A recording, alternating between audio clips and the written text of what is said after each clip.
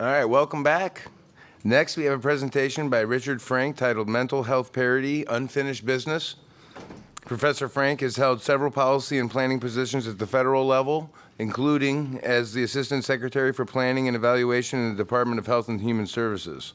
His research is focused on economics of mental health and substance abuse care, long-term care financing, healthcare competition, and implementation of health reform and disability policy.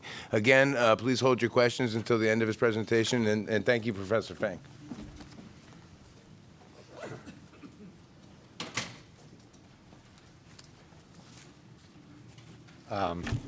Thanks for having me. I first started working on this problem in 1982. The Parity Act was passed in 2008, and here we are today still working on it. So I've now demonstrated two things to you. One, I'm old, and two, that the arc of policy making in this area is slow, and so you need to kind of keep that in perspective. In the time I have with you today, what I'd like to do is give you just a quick reminder on the history of the Act, talk a little bit about what parity is and what parity is not, because I think the various interested parties kind of start seeing it through different lenses, and so getting us on the same playing field would be good. Talk a little bit about what's been accomplished, and then I want to focus a bit of time on what still needs to be done. So here you have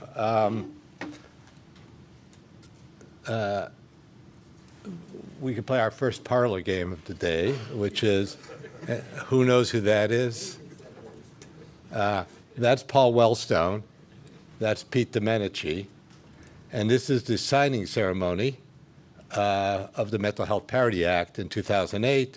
Jim Ramstad, Patrick Kennedy, Ted Kennedy, and Pete Domenici, and George W. Bush. And just as a cocktail fact here, it turns out that this piece of legislation saved the nation, because the bailout bill of the financial industry was attached to the parity bill. And so had it not been for mental health parity, we would all be unemployed today. The Mental Health Parity and Addiction Equity Act was passed in 2008. And let me just remind you of what insurance coverage was on the eve of that enactment. The typical insurance plan, and this is a group insurance plan, typically had a 30-day coverage for inpatient care, had 20 visits a year for outpatient care, and typically had 50% coinsurance for outpatient visits. Okay? Now, if you take the idea of sort of optimal insurance, that is, you protect people against big losses, you don't worry too much about the small stuff, stands that idea on its head. And so really, parity was aimed at fixing that. And the Act was a big step forward, because what it did is it required that both the benefit design and the management of care be done in comparable ways.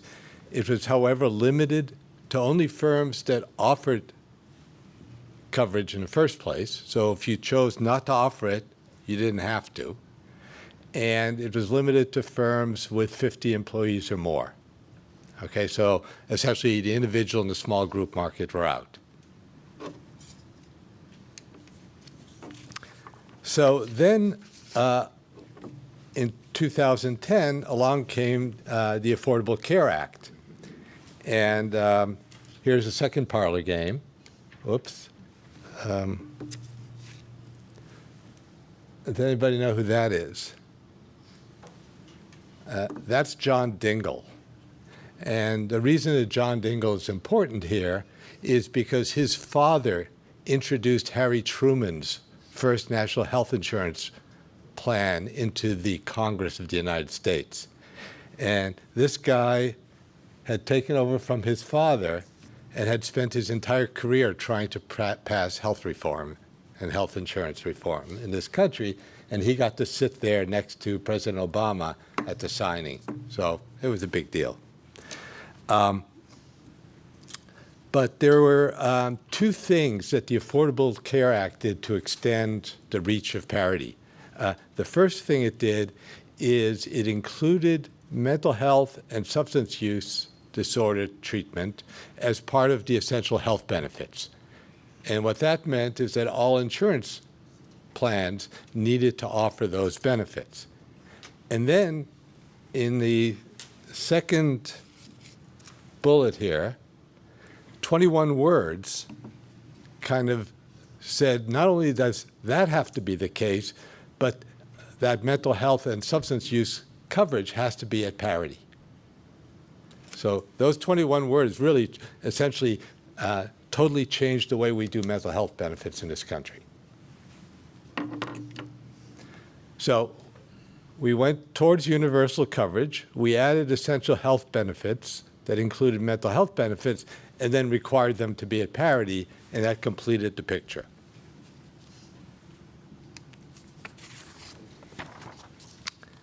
Okay. So mental health parity at its heart is insurance regulation, okay? It is about the business and the process of regulating insurance and in that market. It is tied to 4 other statutes. It's tied to ERISA, the IRS Code, the Public Health Services Act, and the Affordable Care Act. So those are the statutes that essentially combine to govern this in addition to parity. And if you read the legislation carefully, it refers to all of those. Well, not to the Affordable Care Act since it preceded it. Now, and I think the insurance industry understands that part of it, that it's insurance regulation. The advocacy community fought long and hard for it, believing that it was fundamental to changing the ability to offer Americans mental health coverage of equal quality and equal access across the country to all populations. And it really isn't quite that. It is not about reforming the mental health delivery system. It's not a quality insurance program. And it's not a framework for optimal behavioral health coverage, right? Because what it does is it benchmarks mental health coverage against health coverage, general medical coverage. And what that means is if you have a crummy health insurance policy, you're going to have a crummy mental health insurance policy. And if you have a really good one, then you have a shot at having a really good amount of mental health coverage. And that distinction is really important because on one hand, the industry is very often frustrated and at odds with the advocates, and the advocates are disappointed and frustrated with the government and with the industry. And it's partly because there's this disconnect. And I think that understanding that at its heart, it's insurance regulation will allow you to think about how you make progress. So continuing along that line, I'd like to raise a distinction, which the distinction between what I call parity in principle and parity in law. So parity in principle is what I said a few minutes ago, which is we want to provide access to quality behavioral health care within health insurance that is on par with access to quality medical care generally, okay? Parity in law is meeting the requirements of the Mental Health Parity and Addiction Equity Act, which involves 2 dimensions. One is making sure that the benefit design, the copayments, the deductibles, the limits are comparable, are the same for mental health and for other medical care. And that care management is done using the same criteria, the same evidence, and the same approach on both sides. Okay? And so it does two things, the benefit design and the care management. And the care management is very hard. And we're going to talk a little bit about that. And it is there that most of the disputes sit. But before we go into that, let me just try to persuade you that actually it's mattered, and it's mattered a lot. As of about 2016, about 174 million Americans had their coverage altered in connection to the Mental Health Parity Act, their mental health coverage, either because they didn't have coverage before and they gained coverage, and they gained that coverage because of the essential health benefit provisions and the Affordable Care Act, or because they had coverage and it got improved. So 174 million people. That just doesn't happen that often in American health policy. Okay, so did it matter? The answer is yes. Very quickly, the terms of coverage, co-payments, co-insurance, deductibles, limits, they started to align very quickly. And within a year or so of the regulations being issued, you saw most of the limits go away. You saw the co-insurances line up, the co-payments line up, and you saw the coverage sort of fall in line. And that's mattered. Children saw pretty dramatic increases in both inpatient and outpatient access to care. Treatment for autism increased. Spending increased only modestly. And more importantly, the protection was generated towards the people who were sickest. Like, we got insurance to do what insurance is supposed to do. The people who generated the highest cost because they were the sickest got the most benefit from the parity legislation. And so that was a clue that the policy moved us in the right direction.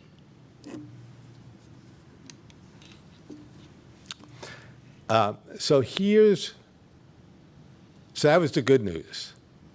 The bad news is that there continued to be a lot of complaints and disputes over how do you manage care fairly, right? That's the non-quantitative treatment limits provision of the Mental Health Parity Act, which is really, you need to manage care comparably, and in fairness to all parties, that's hard to figure out what that means.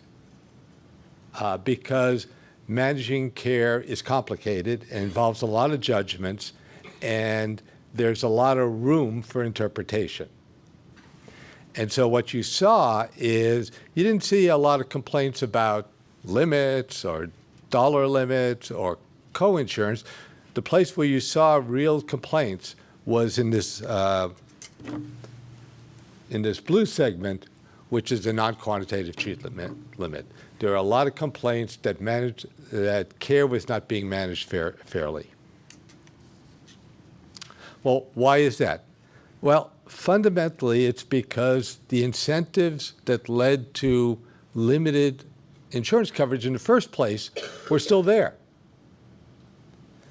That is that if you had the best mental health benefit in time, you drew more people with mental illnesses into your plan, which meant that you were more likely to lose money if you were an insurer, and therefore you did things to try to avoid those people. And there was essentially competition to avoid those people. So we had created incentives that led competition in an inefficient direction. And the fact that we were trying to regulate the management of care is hard because it's complicated, involves clinical judgments, and it's really hard to measure and enforce because diabetes care, appendectomies, and depression are really different things. And figuring out the exact right way to fairly manage those across the board and make reasonable comparisons is really tough.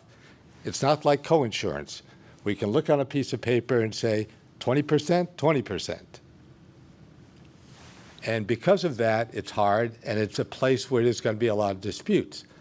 On the other hand, having been involved in writing the regulations, you couldn't just say anything goes with management, otherwise that could be used to undo the coverage expansions. So something had to be said.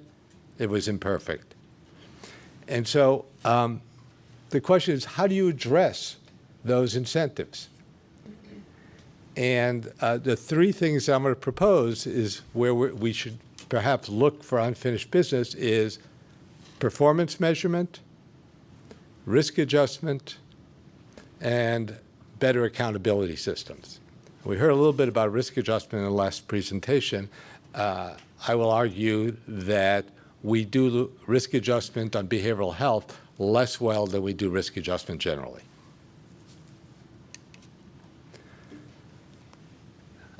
There are other threats, too. There's Texas versus U.S., which is the litigation about whether the entire Affordable Care Act is going to collapse because the mandate penalty was repealed, and also the more permissive approach to transition plans and association plans, because they, in fact, serve to undermine the essential health benefit provisions.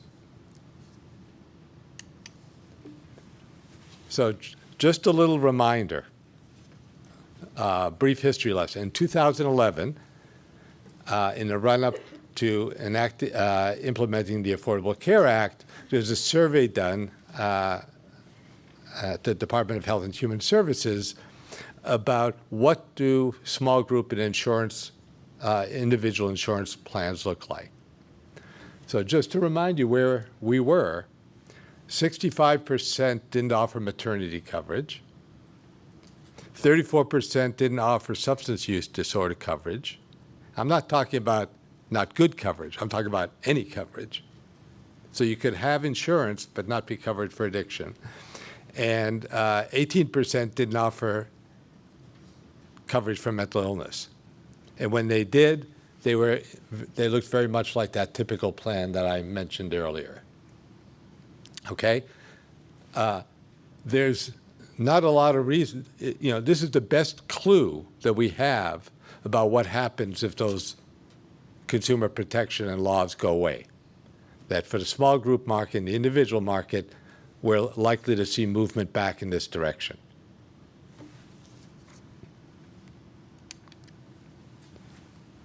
So in this policy context, well, the world has continued to move on. We're seeing payment and organizational changes, a big push for integration of behavioral health into general medical care, and a lot of interest in prevention and early intervention. And the ACA plus private health plans have moved ahead and essentially tried to start reorganizing medical care. And they've done it in the form of trying to bring more services and more money under budgets. ACOs, bundling, increases in Medicaid managed care arrangements, the growth in the Medicare Advantage program are all indicators of that. Now, we're still early in this venture. We haven't figured out how to scale this, and we haven't figured out exactly how to scale it and to appropriately include vulnerable populations. And there's a lot of variation across the states in how this is being done. Now, the good part of it is that these trends consolidate funding across service lines, is moving accountability towards a population-based focus, both of them good things. That in turn can favor things like prevention and early intervention approaches, especially when there's clinical preventative services that are effective in an area. Vaccines being clearly one example. The challenge is that the business case for these types of arrangements involve two things. One is incentives to save money, but collecting those savings only if you meet quality standards. And that's good if you have believable, reasonable quality standards and ways to measure them and hold people accountable. We're running behind on that in the behavioral health area. Mental health, we're not very good at. Substance use disorders, we're really bad at measuring, in a sense, good quality, good performance. So the consequences is that even though we've done a lot of good work changing the way we cover behavioral health services, if we don't get the sort of systems that ration, and I use that word deliberately but also carefully, ration services, that is, allocate services, then we can dramatically distort coverage. It makes it too easy to cut corners. It makes it too easy to skimp on treatments to people that, A, are not good at navigating the system, and B, people who just are particularly vulnerable to undertreatment. And so things like integration of care, use of psychosocial treatments as a component of treatment, all of those tend to get short shrift if we don't have good accountability systems. So one thing that we need to pay attention to going forward is measuring quality of care so that it recognizes and rewards organizations that do it right, those that integrate behavioral health care, those that make use of psychosocial treatments appropriately, and those that produce good outcomes. And so the challenge really is you want to reward the good outcomes, but you want to be careful because if you try to pay on outcomes in this area, you create strong incentives to select the people who are going to do well and ignore the others. The state of Maine, some years back, started paying for addiction treatment in all their clinics according to abstinence rates 30 days following leaving a program. It turns out when people analyzed it, they had tremendous improvement. But 90% of that improvement was due to the fact that they changed the people who they were treating. They treated the good bets and they sort of sidestepped the bad bets. That's not what we want. And so this is a complicated problem. It's not a simple problem, but it's really important that, one, our policy analysis community pay attention to doing better, and our policy community sort of demand that we have these indicators and these approaches. And so I think that also has to be taken into account in that we can't have 100 measures. Providers are legitimately complaining about measurement overload. And so we have to figure out strategically what are the handful of measures that are going to keep people honest and do so in a way that's administratively manageable. Risk adjustment. For 50 years, private insurance has undersupplied mental health coverage. And again, the incentives were you did better financially if you avoided enrolling people either who had mental illnesses or who were at risk of mental or addictive illnesses. And they cost more not only because of the treatment of their mental illness, but also because their healthcare costs are higher, because it turns out chronic illnesses travel with mental and addictive illnesses. And it turns out it's about, the differential is about 50-50 in terms of share. Half of the excess cost is due to treatment of the behavioral health disorder, half of it is due to these other medical conditions. So the answer is simple, the implementation is not. The answer is simple, pay people more that enroll more people with mental illnesses and addiction.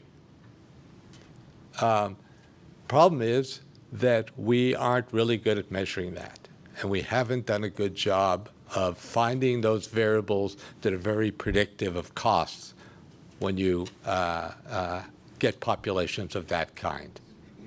And that is, along with the quality measurement task, the other big measurement task. And again, this is one where insurers and state officials and Medicaid and Medicare programs demanding more of the analysis community is a way to make progress. So let me get to the bottom line here, which is regulating coverage and management is hard. And so the fact that Parity tried to do both, tried to do something actually new, it is the first time we really tried to regulate the management of care. That is where the challenge is on the implementation of Parity. And I don't think that we can solve it by saying we should do what we can to try to make enforcement and understanding and implementation practical, but I don't think it's ever going to get us there. In order to really finish the job here, we're going to have to look to other margins. We're going to have to look to the risk adjustment side, to the performance measure side, to the performance management contracts, and to the accountability systems we put in place, because I don't think you can ever write out a set of conditions that will fully address how care is management. It's too complicated, it's too hard, and it's ever-changing, and it involves too many judgment calls. So there's a lot of work to do, but insurance regulation by itself will not do the trick. We have to regulate other pieces of the pie at the same time. I'll stop there, take questions.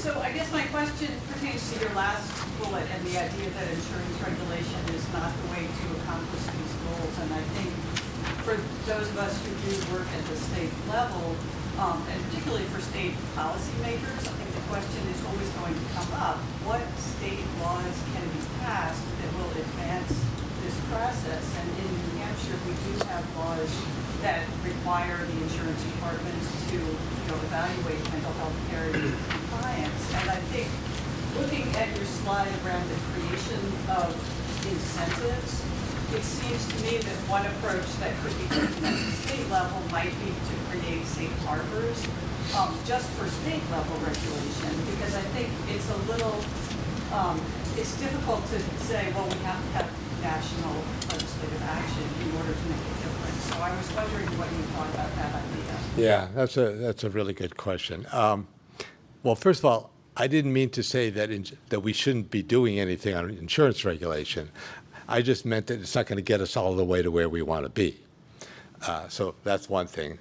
Just, anybody who's tweeting here, Frank did not say that insurance regulation is useless. No. Yeah, that's good. Yeah, no, he did not say that. He will deny it, even though it's being recorded here. Yes.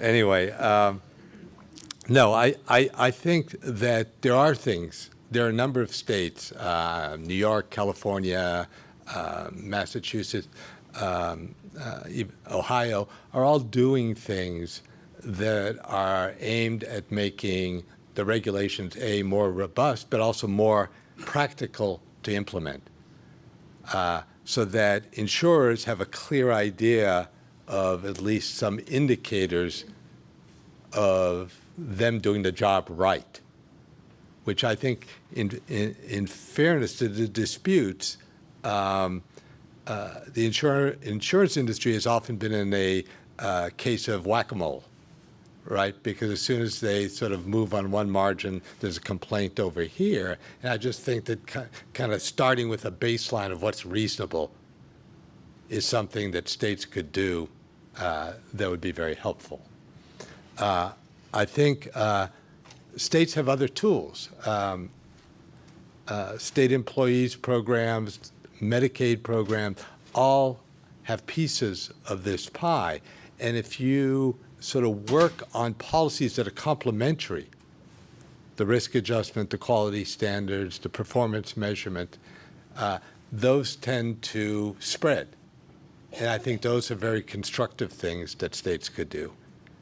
Yeah, so I'll stop there. But, so here's what I'm thinking as you walk through this whole thing. We almost have to define the word parity for the insurance industry. They don't know what it means. And I can give you very, very concrete examples. Let me give you two real quick.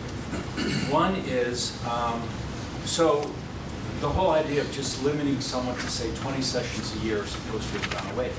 We have some insurance providers that will say, we're not exactly going to limit you to 20 a year, but after 20, you've got to get another approval, or we're not going to pay you for any that occurred until you got the new approval. And if we say to them, well, wait a minute, according to the parity law, you can't do that anymore. They say, oh, no, we're not telling you how many sessions the person can have. We're just saying that without approval, they can't have them. Well, that's not a good definition of parity, right? If I've gone into psychological testing, I'm a psychologist, I could probably I guessed. Yeah. I could probably talk for hours, but, you know, academic testing. A child has mental health needs in the public school system. You know how many insurance providers will not pay for academic testing? Is that parity? Would you be able to tell a medical doctor that they couldn't treat someone younger than 6 years old? Yeah. Now, two reactions. One is certainly the first example you gave is entirely inconsistent with most readings of non-quantitative treatment limits, and so that's almost an easy one, because in fact the criteria are you're supposed to be applying the same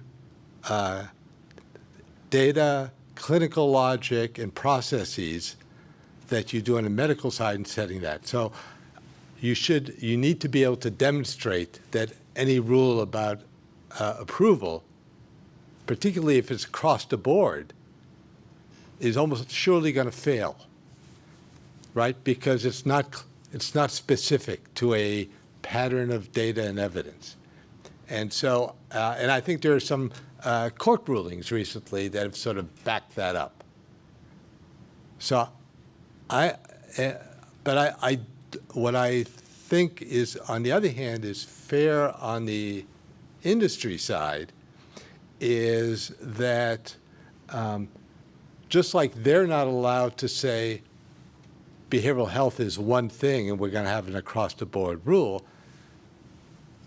the advocates can't say that either, going the other way, saying anything goes, and in fact, no rationing rules that are different meet the parity standard. Because in fact, there are some circumstances where the data show that certain types of behavioral health services have a very different pattern and therefore can be justified as having a set of rules that are somewhat different than you see on average. And this example is exactly illustrating what makes this all hard, and which is why I'm slightly pessimistic that we're going to get all the way there.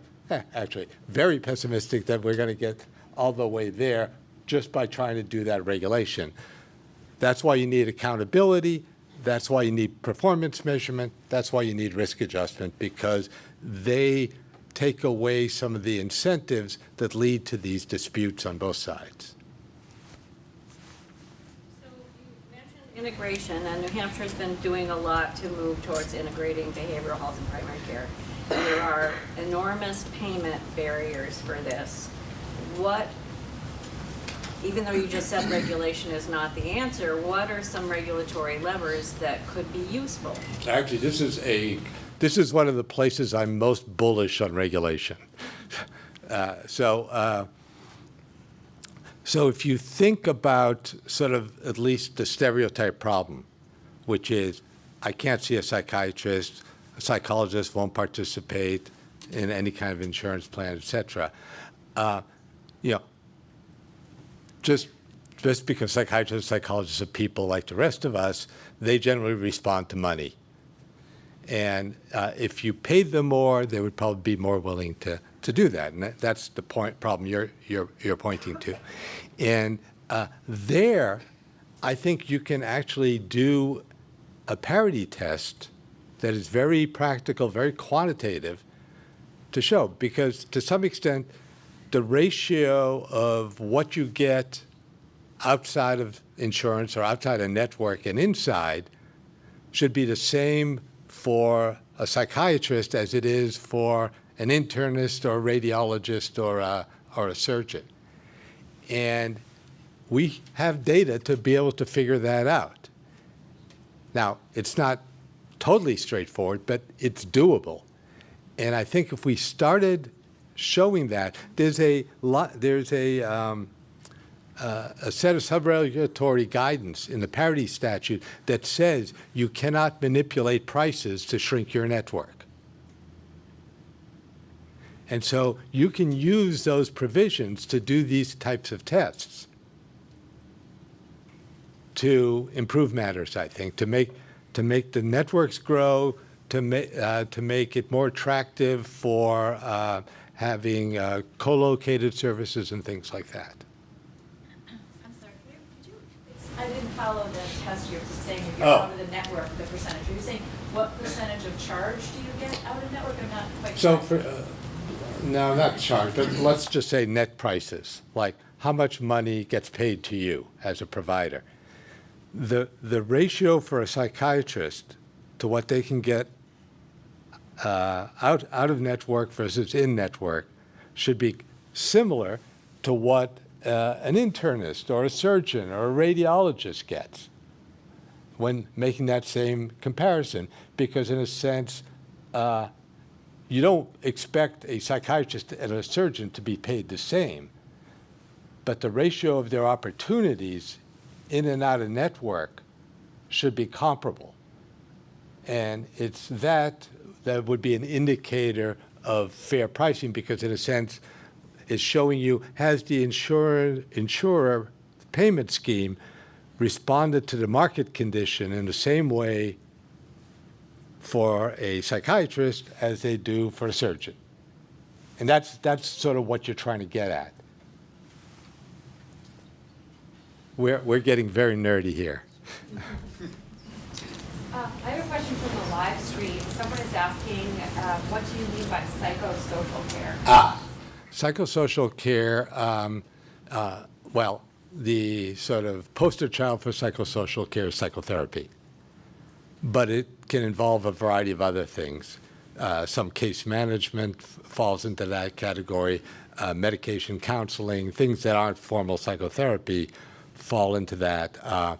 But for example, there's a lot of research showing that people with schizophrenia stay on their medications much more consistently if they get some counseling and some supportive case management and things like that. So that whole bucket of things is what I mean by psychosocial. What have you seen across the country in terms of non-qualified, non-quantitative treatment limits and reimbursement rates for providers? And whether there's been any activity in that level? And also, don't you think that that same risk adjustment concept applies to the big system providers as well if we don't fix both? Oh, yeah. I mean, I'll start with your last point, which is these things should all fit together. Ideally, what you'd do is have parity, you'd have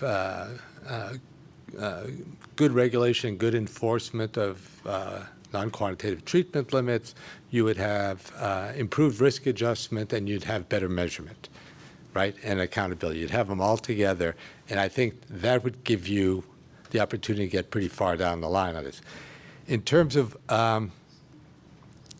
it really differs broadly across the states in sort of how they've gone after non-quantitative treatment limits. And California has been very aggressive about it, as has New York. Massachusetts has taken a somewhat softer but reasonably sensible approach. Places like Ohio are developing some guidance. And one thing that makes me optimistic is there's been a coalition of advocacy and industry group meeting fairly regularly for the last couple of years to try to put together sort of an agreed upon view of some ways to monitor and offer practical indicators of when you're hitting your non-quantitative treatment limit standards. And that's been good. When I was in the government, we discussed both within the government and with the community having the government do that, and everybody agreed that that was a bad idea, that we weren't going to get much progress on it because, in fact, because it involved so much judgment call in the way of judgment calls, you needed to have it, a lot of it coming from inside the advocacy and industry communities. Okay. Thank you.